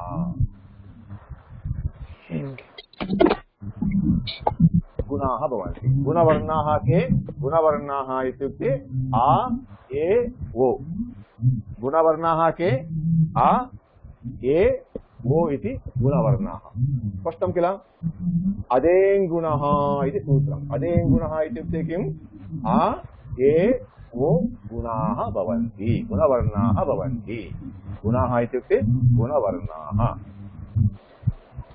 अस्तु गुणवर्णाः के भवन्ति गुणवर्णाः के आ ये वो इति गुणवर्णाः इदानीं विस्मरन्तु आ ये वो गुणवर्णाः इदानीम् अग्रे एकं विषयं वदामि आद्गुणः आद्गुणः इति वदामि पूर्वम् अदेङ्गुणः इति उक्तवान् अदेङ्गुणः इति उक्तवान् अदेङ्गुणः इत्युक्ते आ एवो गुणवर्णाः इति अर्थः इदानीम् आद्गुणः इति वदामि इत्युक्ते सर्वं व्याकरणे सूत्रम् इत्युक्ते कः अर्थः इत्युक्ते आत् इत्युक्ते अवर्णात् इति अर्थः रामात् इति वदामः किल आत् इत्युक्ते अवर्णात् अवर्णात् अचिपरे इति अर्थः तत्र व्याकरणे तत्र विवरणमस्ति अचिपरे एकः पूर्वपरयोः एकादेशः एकः गुणः आदेशः भवतु एतस्मिन् विषये अधिकां चिन्तां न कुर्मः अवर्णात् इत्युक्ते पूर्वं किं भवति तत्र अवर्णः भवति अवर्णः इत्युक्ते कः अर्थः अवर्णः इत्युक्ते आ अथवा आ भवति अनन्तरं परे परे इत्युक्ते तदनन्तरं तदनन्तरम् इति अर्थः तत्र किं भवति अच् भवति अच्युक्ते के वर्णाः भवन्ति अच्युक्ते इत्युक्ते सर्वे स्वरवर्णाः आगच्छन्ति आ इ उ अच् भवति चेत् तत्र किं भवति पूर्वपरयोः एकः गुणः आदेशः भवति अत्र आ प्लस् अथवा आ भवतु अनन्तरम् अच् वर्णः इत्युक्ते स्वरवर्णः भवति चेत् अकारात् परे पूर्वम् अकारः अकारात् परे अच्वर्णः इत्युक्ते स्वराक्षरं भवति चेत् किं भवति पूर्वपरयोः एकः वर्णः एकः गुणवर्णः कः गुणवर्णः कः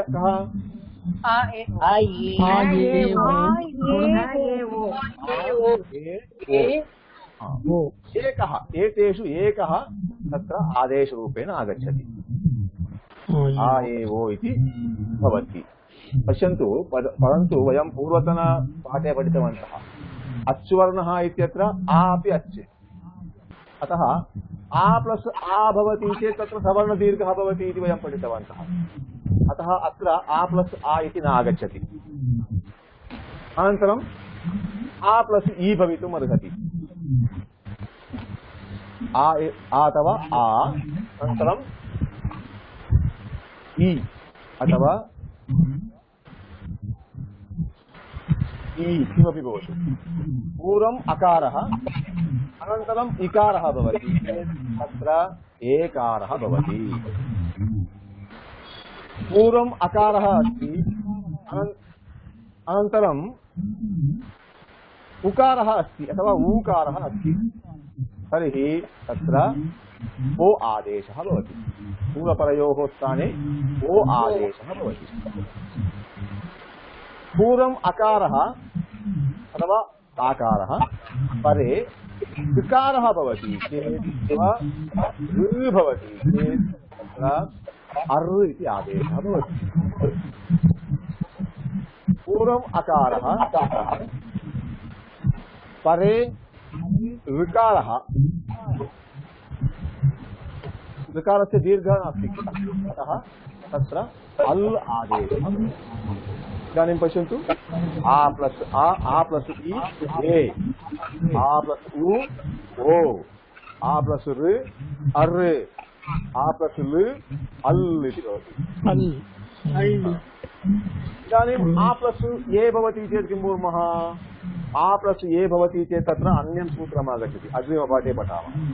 इदानीम् अच् इत्यत्र अन्यवर्णाः न आगच्छन्ति, अच् इत्यत्र इ उ ऋ ऋ भवति एव। पूर्वम् अकारः परे इ उ ऋ ऋ, आ प्लस् इ आ प्लस् उ आ प्लस् ऋ भवति चेत् आ इ ए आ उ ओ आ ऋ अर् आ लृ अल्। स्पष्टं वा? स्पष्टं वा? पुनः एकवारं महोदय। एतत् सर्वं न अवगच्छति चेत् चिन्ता नास्ति। गुणवर्णः इत्युक्ते के वर्णाः? गुणवर्णः इत्युक्ते आ ए वो। स्पष्टं वा? गुणवर्णः इत्युक्ते आ ए वो। स्पष्टं वा? आं महोदय। अवर्णात् परे अवर्णात् अनन्तरम् अच्वर्णः भवति चेत्, अच्वर्णः इत्युक्ते स्वराक्षरं, स्वराक्षरं भवति चेत् पूर्वपरयोः एकः गुणवर्णः आगच्छति। गुणवर्णः कः? आ ए ओ। इदानीं पूर्वस्य स्थाने परस्य स्थाने अनयोः वर्णयोः स्थाने एकः वर्णः आगच्छति। कः वर्णः आगच्छति? आ प्लस् इ आगच्छति, इ गच्छति, ए आगच्छति। आ प्लस् उ आगच्छति, उ गच्छति, ओ आगच्छति। आ प्लस् ऋ आगच्छति, ऋ प्रसति, अर् भवति। आ प्लस् लृ आगच्छति, लृ गच्छति, अल् इति भवति। एतद् स्मरामः चेत् पर्याप्तम्। स्पष्टं वा? इदानीं पश्यतु, आ प्लस् ए भवति अथवा आ प्लस् ओ भवति चेत् तत्र अन्यकार्यं भवति तत्र। अतः तस्मिन् विषये इदानीं चर्चां न कुर्मः। इदानीं कानिचन उदाहरणानि वयं पश्यामः। महा प्लस् ईश्वरः। पूर्ववर्णस्य अन्तिमवर्णे वर्णकः?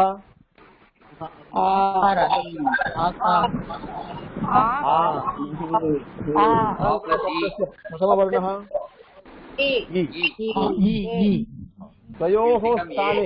द्वयोः स्थाने किं भवति?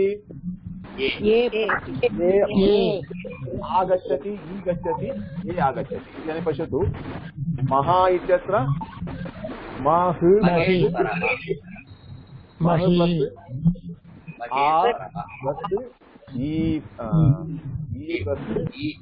स्वरः। अस्तु। इदानीम् आ इ अनयोः स्थाने किम् आगच्छति?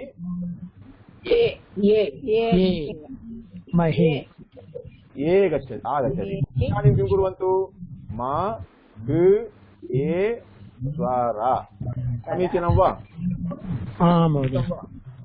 किं भवति? हा प्लस् ए किं भवति?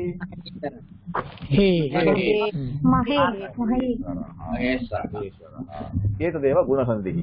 गुणः इत्युक्ते आ ए वो, आ ए वो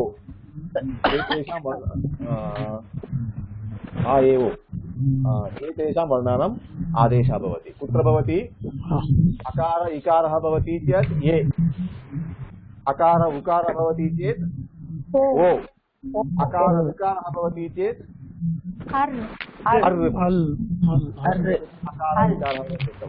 अग्रे पश्यन्तु। सूर्य प्लस् उदय अस्ति। सूर्य इति कथं लिखामः? सूर्यः आ अनन्तरम् उदय। इदानीं तत्र किमस्ति? उ अस्ति किं कुर्मः सूर्योदय ओ इति लिखामः अतः किं भवति ओ या स्पष्टं वा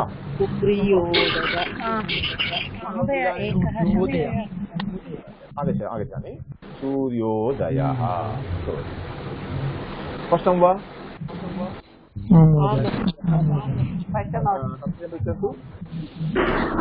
सूर्यः लिखामि कदा न सूर्यः इति न वदामि सूर्य प्लस् उदय सूर्यः विसर्गं न आगच्छति वा न अत्र पश्यतु सूर्य प्लस् उदय तावदेव सूर्यः इति नास्ति ओके अत्र महान् इति नास्ति महा एव लिखितवान् अत्र सूर्यः इति भिन्नः ओके तत्र सर्वं गच्छति विसर्गः सर्वं गच्छति इदानीं न आगच्छति इदानीम् अग्रे पश्यन्तु महा अस्ति अनन्तरं ऋषिः अस्ति पूर्वपदे किमस्ति अन्ते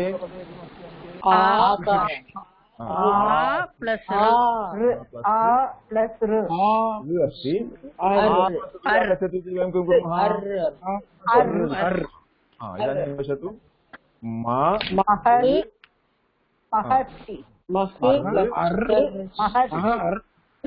किं भवति महर्षिः इति भवति स्पष्टं वा इदानीं भवन्तः किं कुर्वन्तु भवतां पुस्तकं पश्यन्तु गुणसन्धिः इति पुस्तके अस्ति वा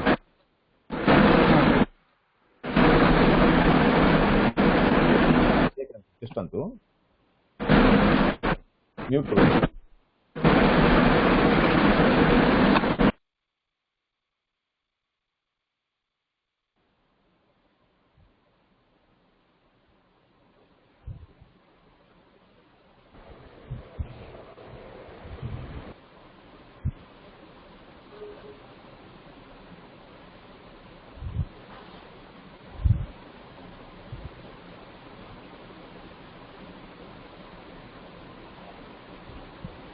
सन्धि पुस्तकमस्ति चेत् तत्र पश्यन्तु गुणवर्णः ओ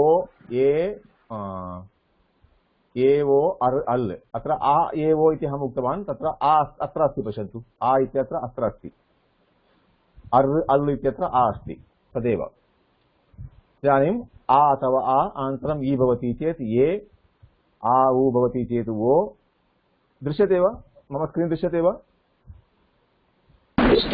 आ प्लस् अर् भवति आ प्लस् अल् भवति इदानीं पश्यन्तु एवा प्लस् इन्द्रः आ इ किं भवति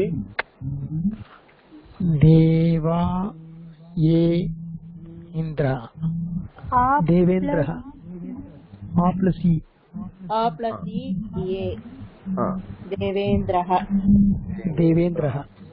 गण प्लस् ईशः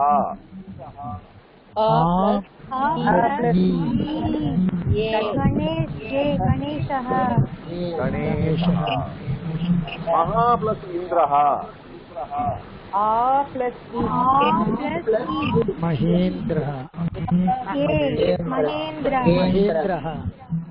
महा प्लस् ईशः महेशः एवं भवन्तः शब्दं जानन्ति चेत् एव सन्धिं कर्तुं शक्नुमः ईशः अस्ति ईशः इति लिखामः चेत् दोषः भवति अतः शब्दज्ञानम् आवश्यकम् ईशः एव ईशः नास्ति अतः महा प्लस् ईशः महेशः वयं प्राप्नुमः सूर्य प्लस् उदयः आ प्लस् सूर्योदयः एक प्लस् ऊनविंशतिः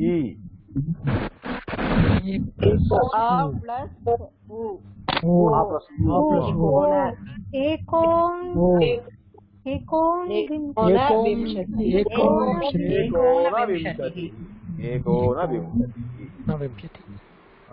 महा प्लस् उत्सवः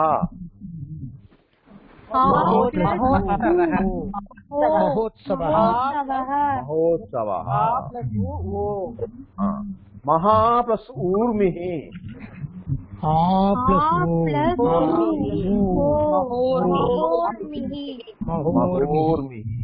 आ प्लस ऊ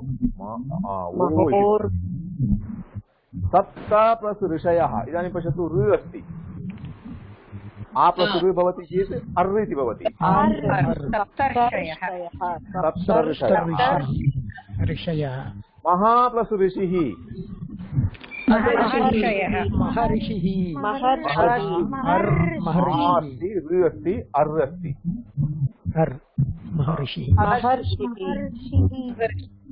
इदानीं पश्यतु तव प्लस ऋकारः अस्ति ऋ अस्ति किं भवति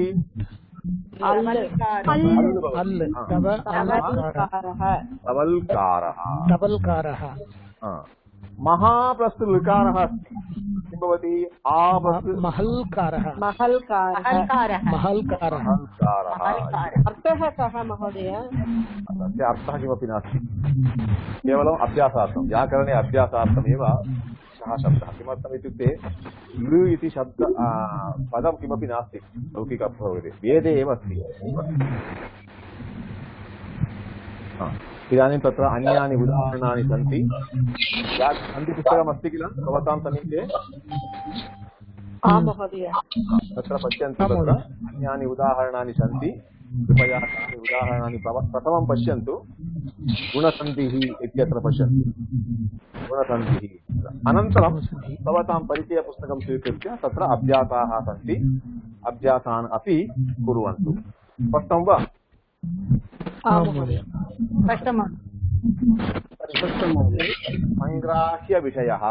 संग्राह्यविषयः वयं द्वन्द्वं दृष्टवन्तः, त्रिन्द्वं दृष्टवन्तः, अनन्तरं चतुष्टकं दृष्टवन्तः।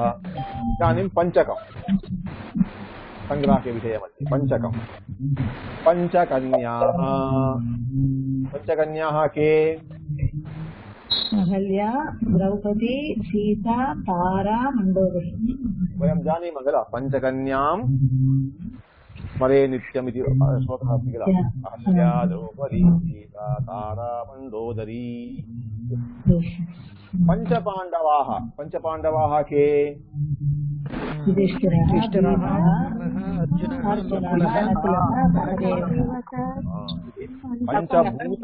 पंचभूतानि कानि? पृथिवी, अप्सु, तेजस्, वायु, आकाशः। वायु आकाशः।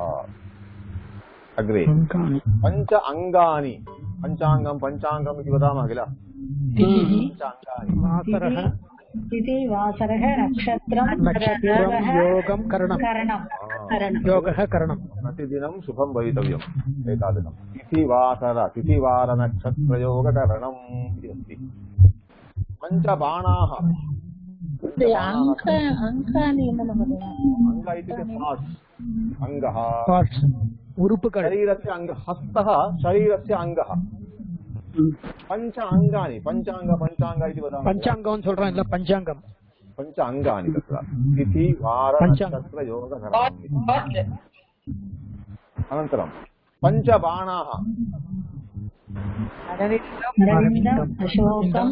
अशोकं, चूतं, नवमल्लिका, नीलोत्पलम्। समीपे अस्ति पञ्चबाणाः, भवतां समीपे अस्ति वा? मन्मथस्य बाणः, पञ्चबाणाः। पञ्चयज्ञाः। देवयज्ञः, पितृयज्ञः, भूतयज्ञः, मनुष्ययज्ञः, ब्रह्मयज्ञान् वयं ब्राह्मणाः अनुसरामः। पञ्च उपचारः। यदा अतिथिः आगच्छति षोडशोपचारं कुर्मः अथवा पञ्चोपचारं कुर्मः। कथं कुर्मः? गन्ध, पुष्प, धूप, दीप, नैवेद्यम्। देवतापूजनसमये वयं पञ्चोपचारपूजां कुर्मः। अस्तु, अग्रे एकः श्लोकः अस्ति। विजयदशमी दिने वयं गायामः अथवा अनुसरामः। किं वदामः?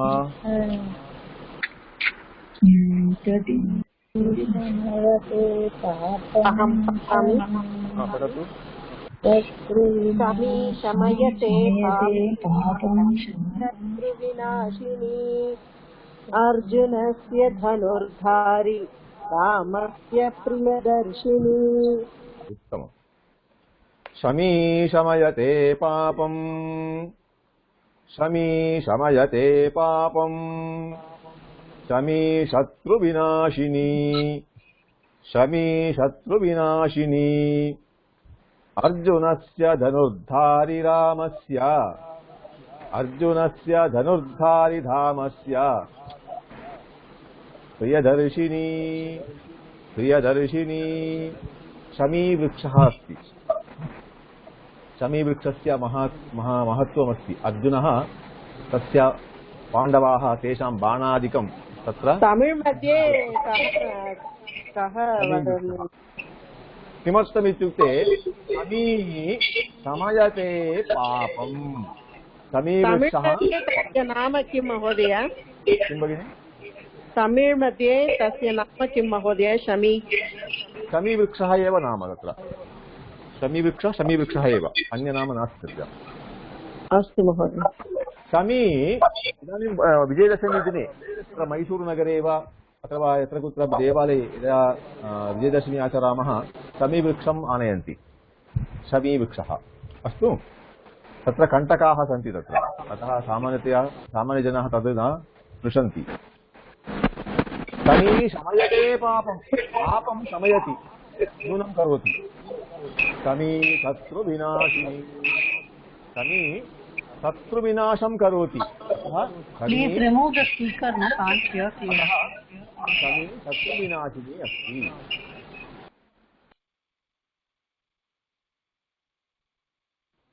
अर्जुनस्य धनुर्धारि रामस्य, रामस्य धनुर्धारि रामस्य, अर्जुनस्य च प्रियदर्शिनी अस्ति। प्रियं दर्शयति। अतः शमीवृक्षस्य वयं पूजां कुर्मः चेत् लाभाय भवति। कः लाभः भवति? शमी पापं शमयते, शमी शत्रुविनाशिनी अस्ति इति अर्थः। एवम् अस्माकम् अपि शुभं भवति इति अर्थः। स्पष्टं वा?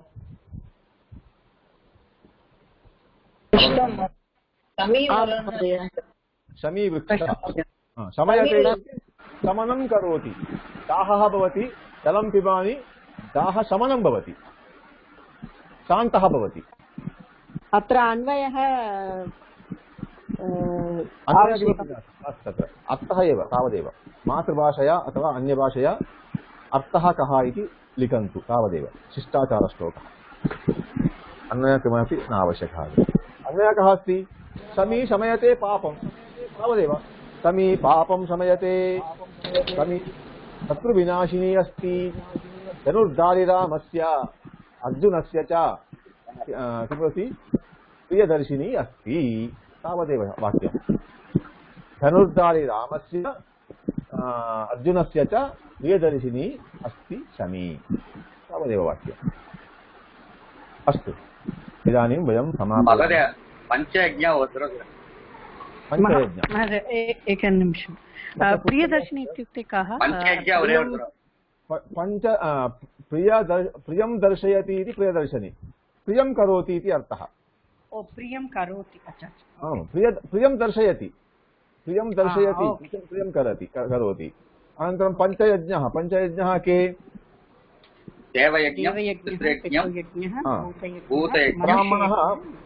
ब्राह्मणेन प्रतिदिनं कर्तव्यम्। अस्माकं गृहेषु वयं यज्ञं कुर्मः, प्रतिदिनं यज्ञं कुर्मः। कीदृशं यज्ञं कुर्मः? वयं देवयज्ञ, देवपूजा, पितृयज्ञ, पितृकार्याणि, भूतयज्ञ, भूतबलिः, भूतेभ्यः, काकबलिः, भूतबलिः, भूतेभ्यः बलिः, प्राणिभ्यः, प्राणिनः कृते वयम् अन्नं दद्मः। अनन्तरं मनुष्ययज्ञः। मनुष्ययज्ञः इत्युक्ते यदा अतिथिः आगच्छति, अतिथेः सकाशे वयम् अनुष्ठानं कुर्मः। एवं ब्रह्मयज्ञ इति देवयज्ञ एव ब्रह्मयज्ञ भवति तत्र। एवं पञ्चयज्ञाः मनुष्याणाम् अथवा विशेषतः ब्राह्मणानां कृते बहु मुख्यत्वं भवति। अस्तु, पश्यन्तु, बहु कष्टेन वयम् अद्य फ्री कान्फरेन्स् काल् मध्ये वयम् आगतवन्तः। वयं गणे वयं पूर्वमेव सूचितवन्तः अद्य फ्री कान्फरेन्स् मध्ये वर्गः भविष्यति इति। कथं भवति इति पश्यामः इति, ततः उपयोगाय भवति वा इति पश्यामः चेत् तत्रापि 36 जनाः एव आगतवन्तः। सामान्यतया स्कैप् मध्ये अपि 40, 42, 44 पर्यन्तम् एव प्रतिदिनम् आगच्छन्ति। சார் இப்போ கூட 42 வந்தது சார், நிறைய பேர் லெஃப்ட் ஆயிட்டாங்க. இப்பதான் they were going out மதியா. ஆமா மதியா. 40 इति 40 42 वा इति भवतु। सामान्यतया 45 इति चिन्तयामः। अत्रापि म्यूट् इति वदन्तः स्मः। अतः विशेषलाभः किमपि नास्ति इति न जानामि। अत्र प्रायः So the only difference is we are able to mute and unmute, sir. In Skype, I was not able to do that. And also, Mahodaya, in this one, I am able to see the screen. I am able to hear you. I can be part of the class. Free conference सम्यक् अस्ति by महोदय. far better than Skype, Mahodaya. तर्हि एतेन वयम् अग्रे अपि वर्गं चालयामः वा? We'll use this, sir, but this uses more data than Skype. Yeah. SCC is very use भवति इति मन्ये। पश्यामः। Mahodaya, one request, Mahodaya. Mahodaya. In the laptop, it's not coming. It's asking some other thing. I'm using now mobile. It's coming. No, laptop the same. Download the app. No, coming. We are using in laptop only. I am saying laptop only. No question page there, whether we have Play Store ல download பண்ணிக்கோங்க. Okay, I'll ask the correct. App download பண்ணிக்கோங்க. You have to download the app. Then you can get. Login after 15 minutes. हाँ महोदय. निरामयाः सर्वे भद्राणि पश्यन्तु मा कश्चित् दुःखभाग् भवेत्।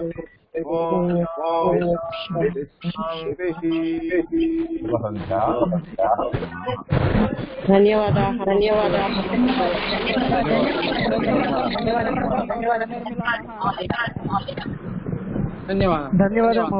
महोदय.